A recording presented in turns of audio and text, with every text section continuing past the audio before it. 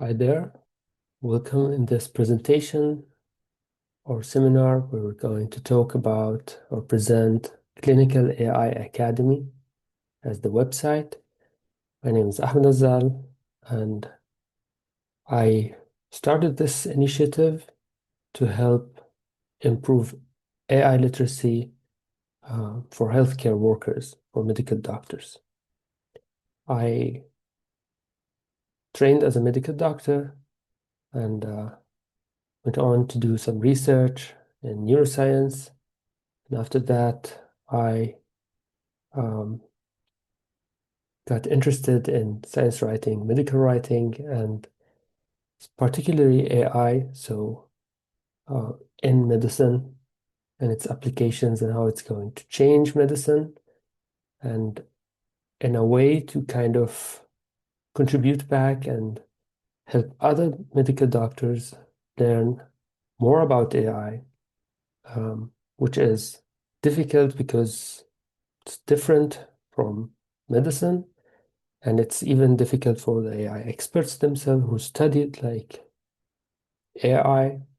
Um, so trying to make it relevant and to put what is relevant for clinicians, healthcare workers in one place. So that is clinicalaiacademy.com. And if you're in the field, you have heard of the AU AI Act, which is the first regulatory act, not only in related to clinical AI, but in AI, like related to AI in general and its usage. Um, so now it is important or like even obligatory for developers or startups in the AU to be compliant with the AU AI Act, and specifically for medicine, which is based on this act, it is regarded as um, high risk. So makes sense. Like if you have a tool that would impact life of patients to have, or life of population, as in the case of medical AI, it makes sense to have it high risk rated. But this comes with obligations for the developers to kind of be compliant with specific criterias. Among them is the AI literacy. So knowledge about AI. So developers or companies or startups need to train to make sure that the users, either patients or even clinicians, know how to use AI that they're developing. But as a clinician, the issue is you, as a medical doctor, you hold the responsibility of making sure that you use the AI properly for your patients so that you're not putting the life of your patients at risk and you're using the AI correctly and when it is appropriate to use it, and you can evaluate its output. So a lot of things that are a different layer of what a clinician needs to be doing, not only like doing your clinical work, but also knowing about AI, which is going to be more and more prevalent and available in clinical care. So that is the motivation or behind Clinical AI Academy. So it is the platform for healthcare professionals to master artificial intelligence, from fundamentals to regulatory compliance and clinical implementation. This is just a like demonstration of your knowledge of AI and what you know, and you can explore that in the website. So I'm going to show you how can you check your AI, clinical AI literacy right now and get your score. So this is trusted by healthcare leaders worldwide, clinically validated, because those modules are reviewed or by clinicians following the AU AI Act requirements for AI literacy, and evidence-based, so they are on the best practices, on the best, latest, most recent publications in the best journals out there. I'm trying to bring you all the best. So you could start your journey today, like you start your AI journey today by going to, for example, this take the free skills test. So you go into questions. So I'm going to answer randomly, whatever. So you have 10 questions that covers a lot of things that you might need to know um, when working with AI in a clinic.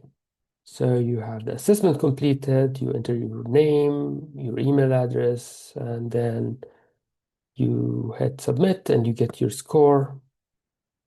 So it's just test, right? Test, test, just write anything, but please don't do that. Write real emails so we can contact you if we have offers or we have seminars or we have informative things. So you submit. Oh, so I have like an AI literacy result of 23 out of 50, so I need to learn. I need to learn. How can I learn? As you go to start your free AI literacy course, and you get 4 modules. So 4 modules for free, you go through them, and they take you from zero to hero, kind of, in the AI clinical world. So this is module one, module two, three, four. So module one talks about what AI really is and isn't. So it's important to know what it is and what it is not. And then module two builds up and tell you how AI learns and why does it sometimes get stuff wrong. Like we go through or explain stuff like bias. And module three is like how AI performs in clinical practice. So we bring real cases and test their limits. And then module four is talking about trustworthy AI, the ethics, risk, regulation, all related to clinical practice. Everything you have here is for free, and you go through it on your own time with your mobile phone, anywhere, and you have practice. So there is, after each module, there is like a quiz and you get your grade, you get your learning, and you earn even a certificate once you finish it. So, yep, those are the two main offers or two main ways that you can learn from right now on the website. Another thing is if you want to take your prompting game to the next level, you go to this ChatGPT for Medical Doctors course, which is like 30 minutes of focused content, video content that will help you understand ChatGPT and AI in healthcare, ethical considerations when using ChatGPT, and importantly, patient confidentiality, then how to like use it for gathering information or research, clinical decision making and integration, patient communication, personalizing patient education. So if you want leaflets, it can help you.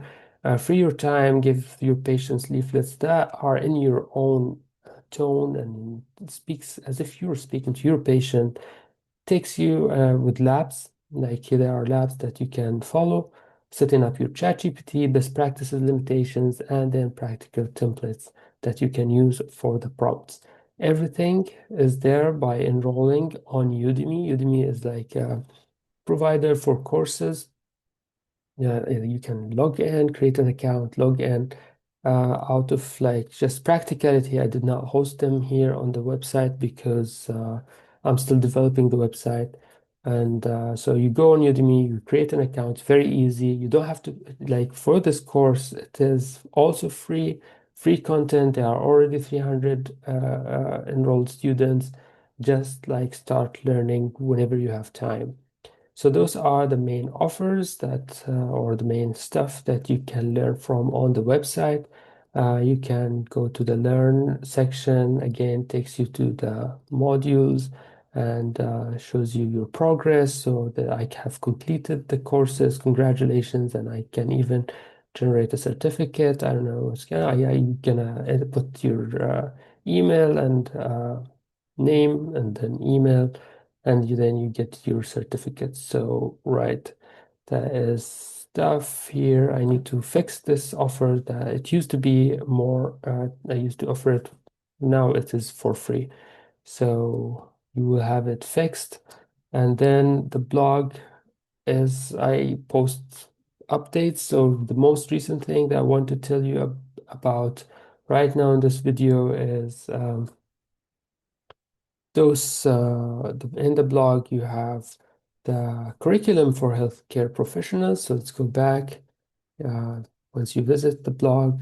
And this curriculum is also some good resources I gathered in 3 levels based on recommendations from a study by Schubert et al., who's like from Cambridge and Heidelberg University. So they have 3 levels of healthcare or like AI education, clinical AI education. And the first one is the beginner, intermediate, and advanced. And kind of I oriented content here based on their recommendation. So we go through what is medical AI, how is it different from clinical AI, and what is clinical AI. Then you go to the AI literacy in healthcare, and then the basics of data governance. So very fast, very easy to read, machine learning, deep learning, AI and diagnostics, and then prognosis and risk prediction, then AI and therapeutics and decision support, um, advanced topics like bias, fairness, and explainability in clinical AI, then regulation compliance. You get like a very good overview, very good picture that gets you up and running. The future of clinical AI, and then I discuss here like a preprint that you could also read or view on the path towards autonomous machine intelligence and medicine. So let's see. Yeah, that's the preprint that I published some like right a week ago. And it talks about why LLMs or large language models are now probably reaching their limit in medicine. And I discuss the potential of other frameworks like active inference and right Bayesian brain theory and its relation to this topic. So then you go to um, collaboration's importance, and then economic and operational impact of AI hospitals, and public health and population level AI. Then where I is continuous monitoring and auditing and clinical AI is important. Then we discuss multimodal and federated learning in clinical AI. So that is also for you to learn, um, just keep on learning.